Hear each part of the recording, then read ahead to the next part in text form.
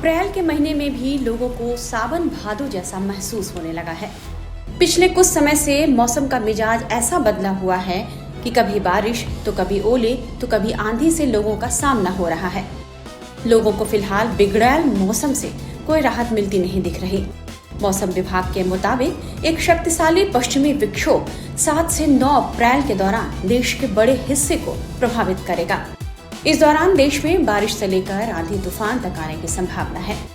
भारतीय मौसम विभाग ने राष्ट्रीय राजधानी दिल्ली, उत्तर प्रदेश, बिहार समेत देश के कई राज्यों में आंधी तूफान के साथ बारिश को लेकर चेतावनी जारी की है।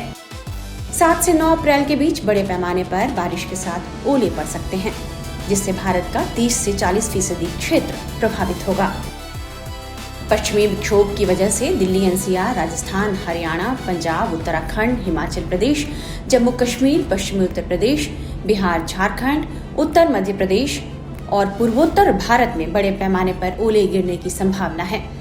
ऑल इंडिया वेदर ने अपने एक्स हैंडल पर पोस्ट करके यह जानकारी दी है, जिसमें कहा गया है कि एक भयंकर पश्चिमी विक्षोभ राजस्थान, दिल्ली, एनसीआर, हरियाणा, उत्तराखंड, पंजाब, जम्मू, हिमाचल, पश्चिमी यूपी, बिहार, झारखंड, उत्तर मध्य प्रदेश और पूर्वोत्तर भारत में 7 से 9 अप्रैल के बीच बड़े पैमाने पर ओलावृष्टि लाने को तैयार है।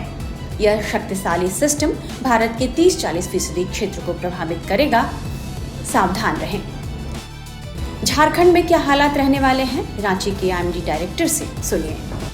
देखिए, आप देख रहे होंगे कि झारखंड के अधिकांश हिस्सों में बादल, थोड़े बारिश, गरज वज्रपात की स्थिति देखने को मिल रही है।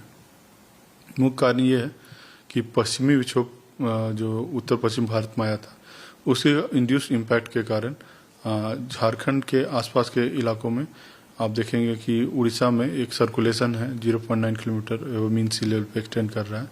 साथ साथ में एक जो ट्रफ है वो पूर्वी उत्तर प्रदेश से होके पूर्वी विदर्भ तक जा रहा है।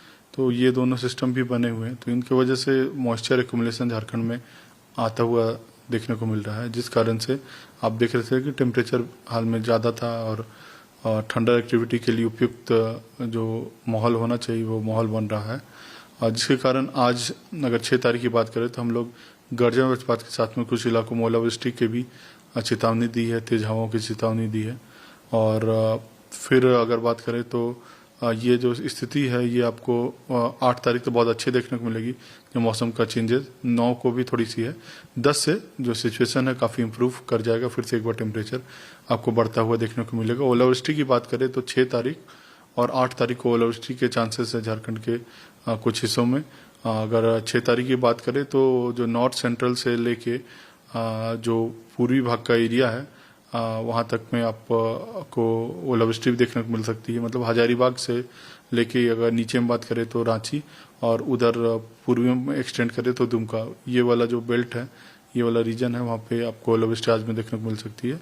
अगर 8 तारीख की बात करें तो 8 तारीख में पूरा पूर्वी भाग, कोल्हान, संथाल, ये पूरा ससेप्टेबल है, जहाँ की ओलावृष्टि के साथ में आपको हल्की बारिश, तेज हवाएं देखने को मिल सकती है। तो झारखंड वासी थोड़ा सा सचेत रहें इसको देखते हुए, और उसका तत्कालिक पूर्वानुमान हम लोग दे रहे हैं। फोरकास्ट में वार्निंग भी गया हुआ, किसानों के लिए भी इसमें सलाह दी गई है कि तो ओवरऑल इंस्ट्रक्शन को थोड़ा सा फॉलो करेंगे और वेदर को देखते हुए आप काम करेंगे तो इससे आप बचाव कर पाएंगे। इसका मतलब 6 से लेकर, मतलब सर अगर 6 को आज का दिन अगर हटा दें तो 7 और 8 के लिए वार्निंग अलर्ट है। हाँ, ये 3 दिन में ऑरेंज अलर्ट है, मतलब 6 और 8 का ओलावृष्टि या तेज हवाओं को लेके, 7 को तेज हवाओं को लेके ऑरेंज अलर्ट है। थंडरस्टॉर्म लाइटनिंग तो साथ में रहेगा ही रहेगा। 9 तारीख को भी थंडरस्टॉर्म लाइटनिंग रहेगा, बट इसका जो एक्सटेंट है वो थोड़ा सा कम हो जाएगा सिर्फ पूर्वी भाग में। और 9 तारीख को येलो वार्निंग है।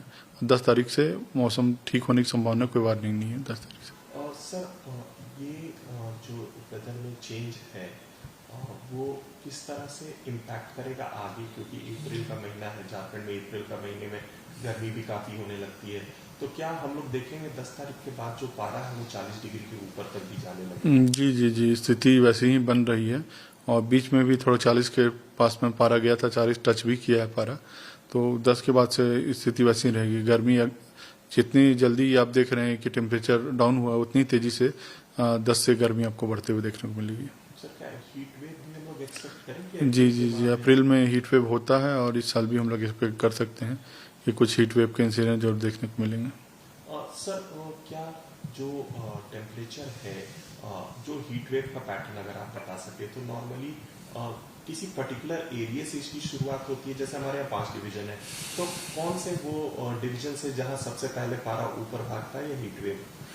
देखिए ओवरऑल जो अमूमन देखा जाता है कि पलामू संभाग से ही टेम्परेचर बढ़ता है, बट हाल के सालों में थोड़ा सा और भी इसमें फैक्टर्स हैं, जैसे इंडस्ट्रियलाइजेशन है, पॉल्यूशन है, ये सभी फैक्टर हैं।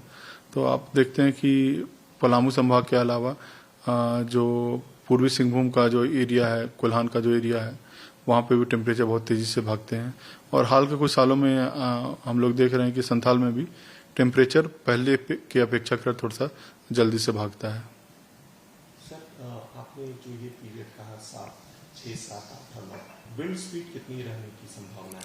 विंड स्पीड जो मेन थंडर एक्टिविटी होगी, क्योंकि ये पूरे दिन भर तो होती नहीं है, जब ये एक्टिविटी होगी उसके पीक में 50 से 60 किलोमीटर का भी विंड स्पीड होने की संभावना 6, 7, 8 में जताई जा रही है।